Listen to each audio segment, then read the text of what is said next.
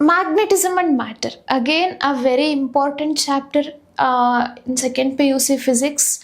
ನಿಮ್ಮ ಬೋರ್ಡ್ ಎಕ್ಸಾಮ್ಸ್ಗಾಗಿರ್ಬೋದು, ಹಾಗೆ ಈಗ ಬರ್ತಾ ಇರೋ ಮಿಡ್ ಟರ್ಮ್ಗೆ ಆ್ಯಂಡ್ ನಿಮ್ಮ ಕಾಂಪಿಟೇಟಿವ್ ಎಕ್ಸಾಮ್ಸ್ಗೆ, ಎಲ್ಲ ಎಕ್ಸಾಮ್ಸ್ಗೂ ಇದು ತುಂಬಾ important chapter. Magnetism and matter 5th chapter, ನಿಮ್ಮ NCERT ಟೆಕ್ಸ್ಟ್ ಬುಕ್ಕಲ್ಲಿ ಇದು 5th ಚಾಪ್ಟರ್ ಆಗಿರುತ್ತೆ. ಈಗ ನಾವು ಮಿಡ್ ಟರ್ಮ್ ಹತ್ರ ಬರ್ತಾ ಇರೋದ್ರಿಂದ ಮಿಡ್ ಟರ್ಮ್ ಪಾಯಿಂಟ್ ಆಫ್ ವ್ಯೂವಲ್ಲಿ ನೋಡೋದಾದರೆ ಈ ಚಾಪ್ಟ್ರಿಗೆ 6 to 8 ಮಾರ್ಕ್ ವೇಟೇಜ್ ಇದೆ. ಓಕೆ, 6 to 8 ಮಾರ್ಕ್ ವೇಟೇಜ್ ಇದೆ. ಅಂದರೆ ನಾನು just mid term point of ವ್ಯೂವಲ್ಲಿ ಹೇಳ್ತಾ ಇರೋದು. 6 to 8 ಮಾರ್ಕ್ ಹಾಗಿದ್ರೆ ಹೇಗೆ ಡಿಸ್ಟ್ರಿಬ್ಯೂಟ್ ಆಗಿದೆ ನೋಡೋಣ.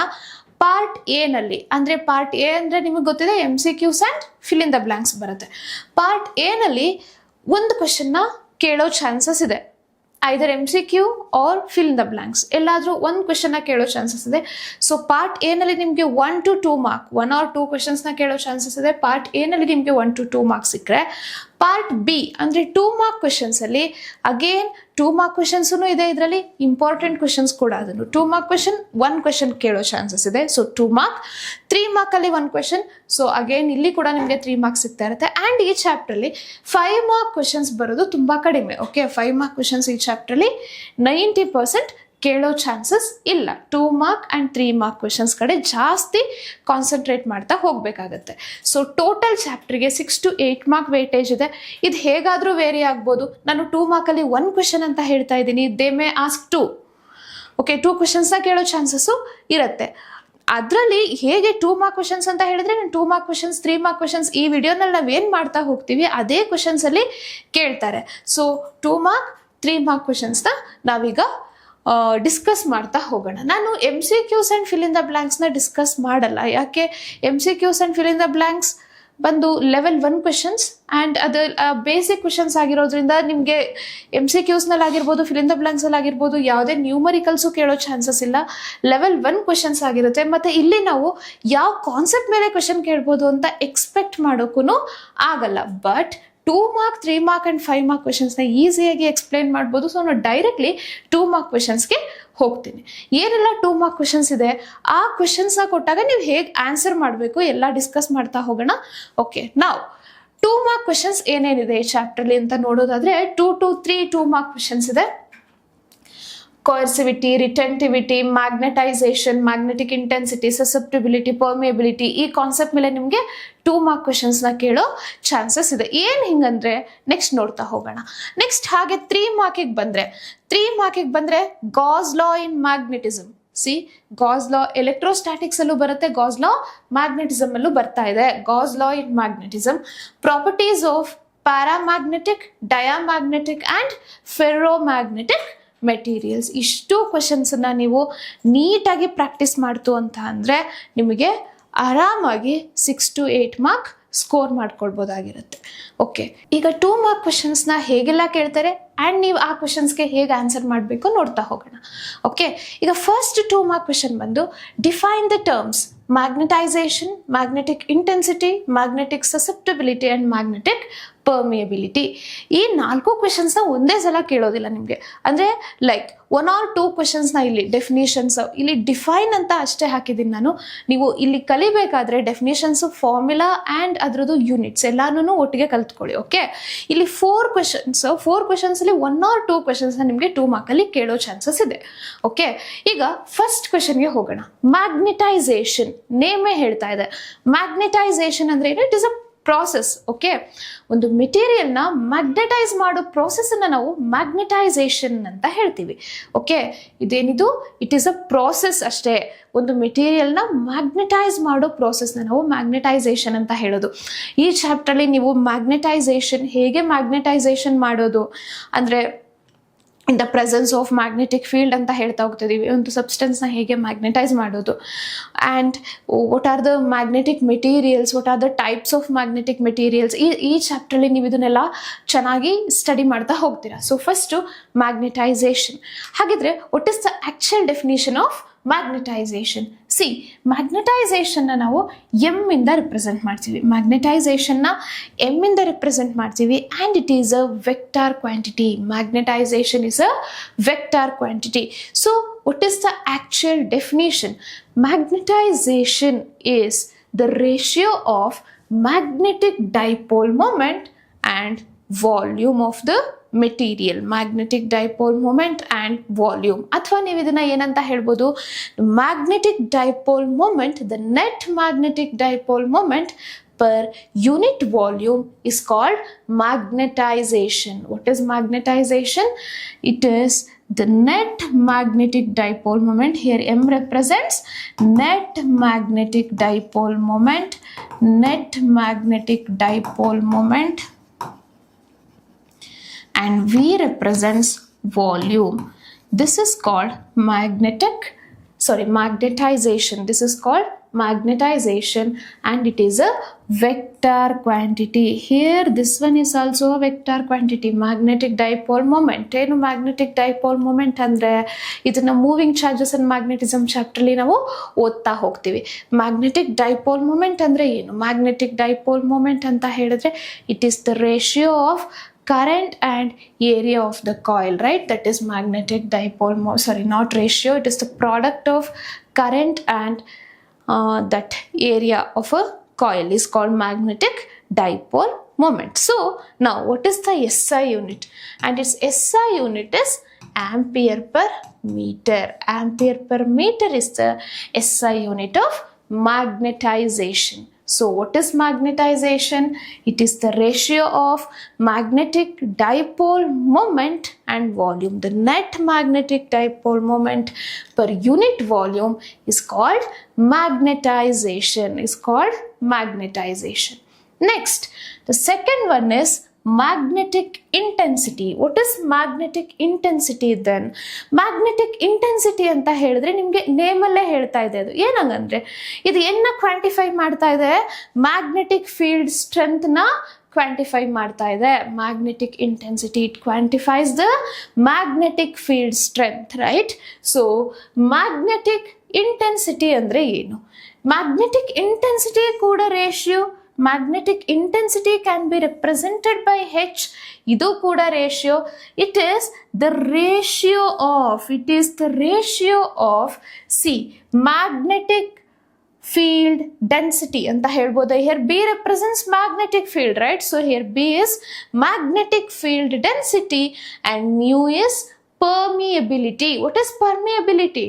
Ability to form a magnetic field is called permeability, right? So ಇದೆಲ್ಲಾನು ನೀವು moving charges and magnetism chapter ಅಲ್ಲಿ ಓದ್ತಾ ಹೋಗ್ತಾ ಇರ್ತೀರಾ. What is permeability and all. See, it is the ratio of magnetic field density and permeability or magnetic permeability. So it is the ratio of magnetic field density and magnetic permeability. Magnetic field density and magnetic permeability. It is the ratio of magnetic field density and magnetic permeability. Then what is the SI unit of magnetic intensity? Now the SI unit of magnetic intensity is also same, ampere per meter. SI unit of magnetic intensity is also ampere per meter only. Now magnetization aitu, magnetic intensity aitu. Next concept is magnetic susceptibility. Magnetic susceptibility ಅಂದ್ರೆ ಏನು ಹಾಗಿದ್ರೆ? What is susceptibility? Ability to become magnetized. It is the ability of a material to become magnetized is called magnetic susceptibility. And the definition is, ಇಲ್ಲಿ ನಿಮಗೆ already ಗೊತ್ತಾಗಿದೆ. Here M is magnetization and H is magnetic intensity. So it is the ratio of magnetization and magnetic intensity, right? It's the ratio of magnetization and magnetic intensity. Now what is the SI unit? Here the SI unit of magnetization is ampere per meter and the SI unit of magnetic intensity is also ampere per meter. So ampere per meter ಇಲ್ಲಿ cancel ಆಗೋಗುತ್ತೆ. So ಇದು unitless quantity. ಇದಕ್ಕೆ unit ಬರಲ್ಲ. unitless quantity. Magnetic susceptibility is a unitless quantity. Susceptibility andre enu? It is the ability of a material to become magnetized is called magnetic susceptibility. Now the last concept is permeability. ನಾನು already ಹೇಳ್ದಂಗೆ permeability ಅಂದ್ರೆ ಏನು? It is the ability to form a magnetic field, right? Permeability ಇದೊಂದು ಮೀಡಿಯಮ್ದು ability to form a magnetic field, like permeability of free space, permeability of some medium, dielectric medium and all. Okay, so permeability ಅಂದ್ರೆ ಏನು? Ability to form a magnetic field is called permeability, and it is the ratio of, permeability is the ratio of, here B is magnetic field density, right? Magnetic field density per magnetic intensity. So magnetic field density per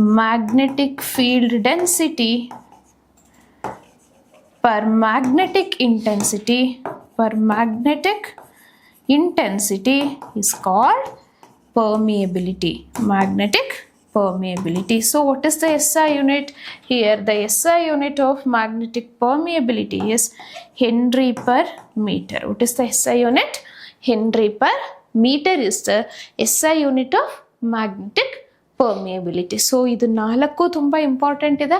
magnetisation, magnetic intensity, magnetic permeability and magnetic susceptibility. Okay, ಇಲ್ಲಿ confuse ಆಗಬಾರ್ದು. Definitions ಆಗಿರ್ಬೋದು and SI units ಆಗಿರ್ಬೋದು, ಯಾವುದ್ರಲ್ಲೂ confuse ಆಗಬೇಡಿ. Important and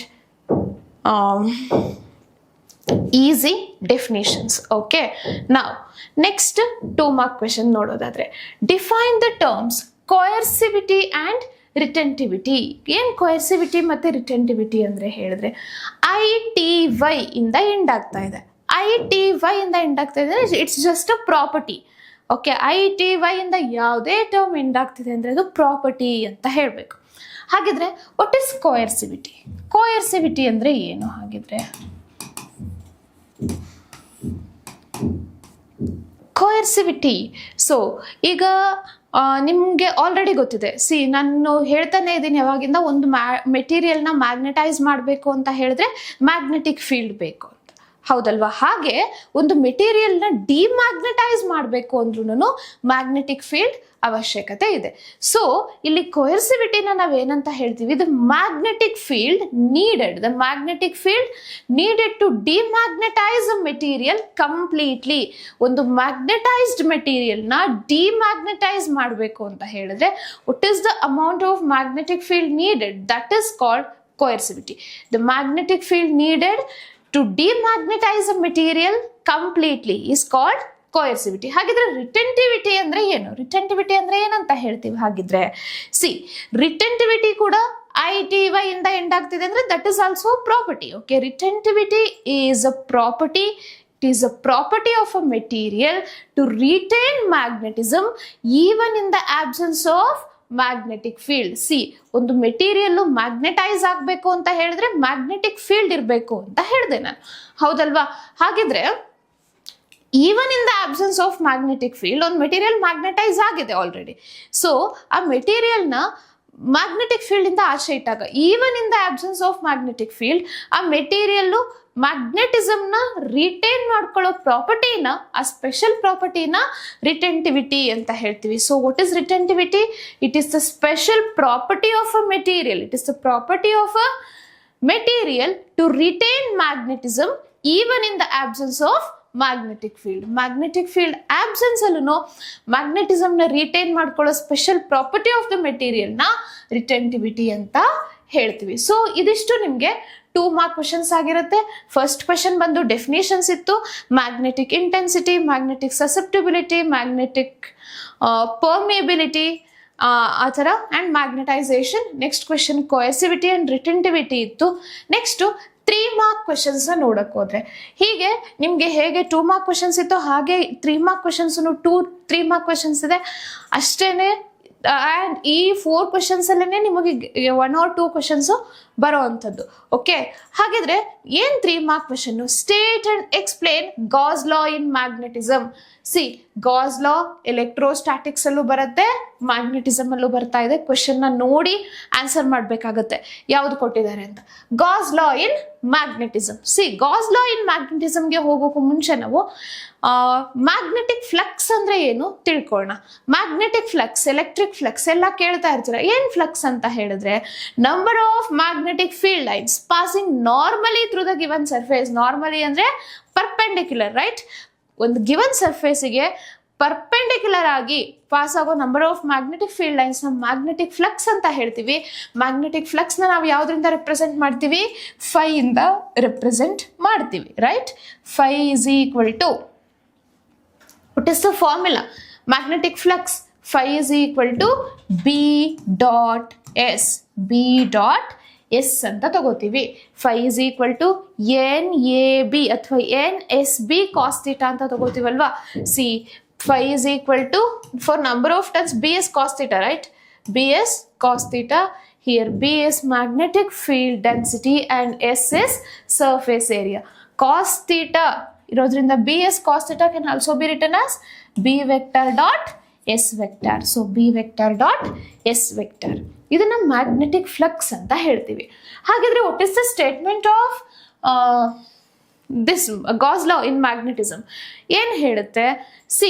if we consider a closed surface, ಒಂದು close surface ನ consider ಮಾಡಿದ್ರೆ the net magnetic flux in a close surface is always zero. That is magnetic flux phi in a closed surface is always zero. That is phi is equal to B dot S. For small magnetic field you can take d phi. dB dot ds is always zero. ಇದು Gauss law in magnetism. What is the statement? The net magnetic flux in a closed surface is always zero. That is d phi is equal to integration of here this thing represents closed surface. This circle represents closed surface is always zero. Magnetic flux in a closed surface is always zero. That is Gauss law in magnetism. Okay, 2 ಮಾರ್ಕಿಗೆ ಕೇಳಿದ್ರೆ you have to write the statement and the formula. 3 ಮಾರ್ಕಿಗೆ ಕೇಳಿದ್ರೆ you have to explain the statement and the formula.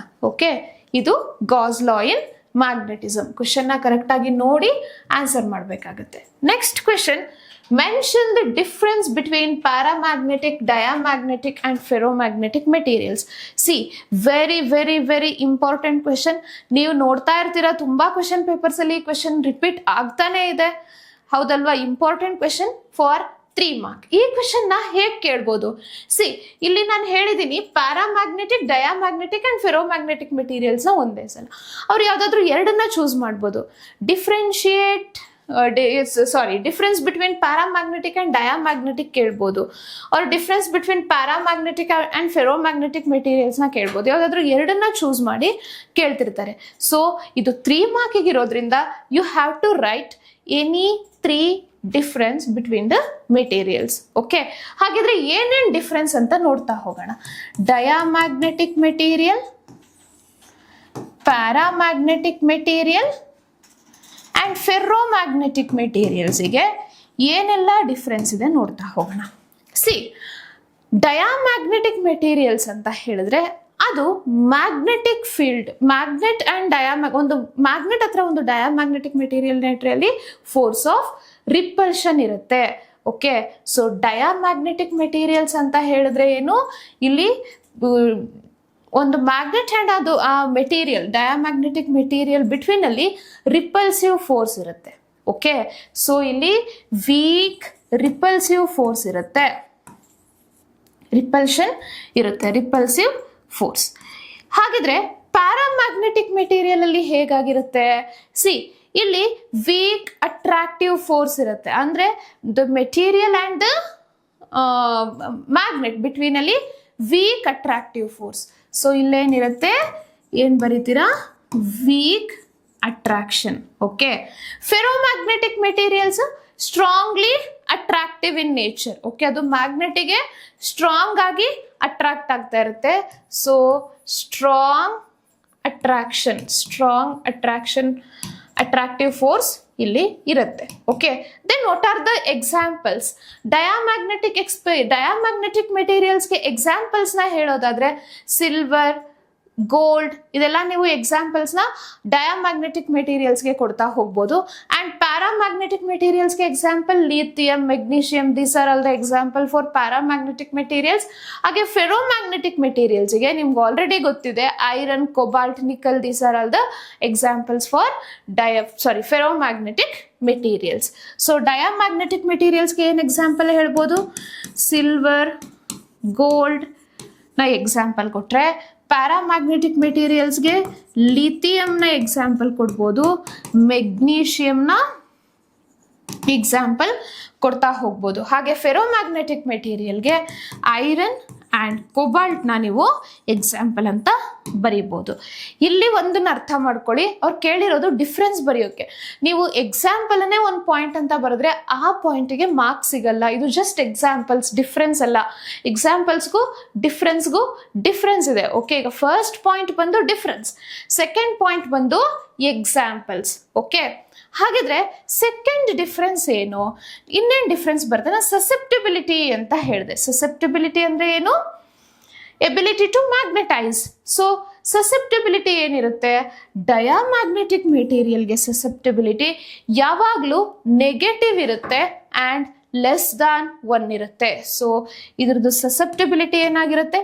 ಸಸೆಪ್ಟಿಬಿಲಿಟಿನ ಈ symbol ಇಂದ represent ಮಾಡ್ತೀವಿ. This is chi. Okay, so susceptibility ಬಂದು very less, that is less than unity, less than 1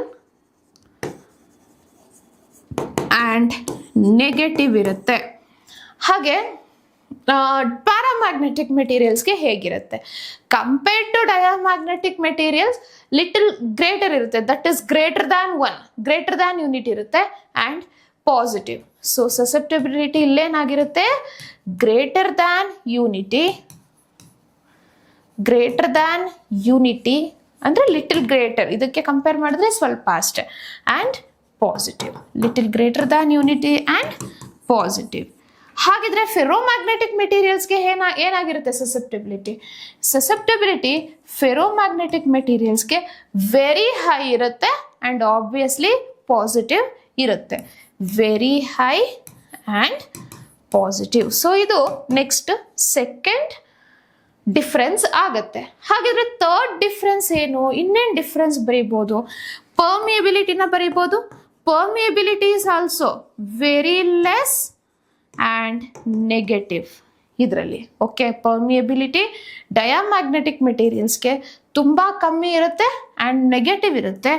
paramagnetic ಮೆಟೀರಿಯಲ್ಸ್ಗೆ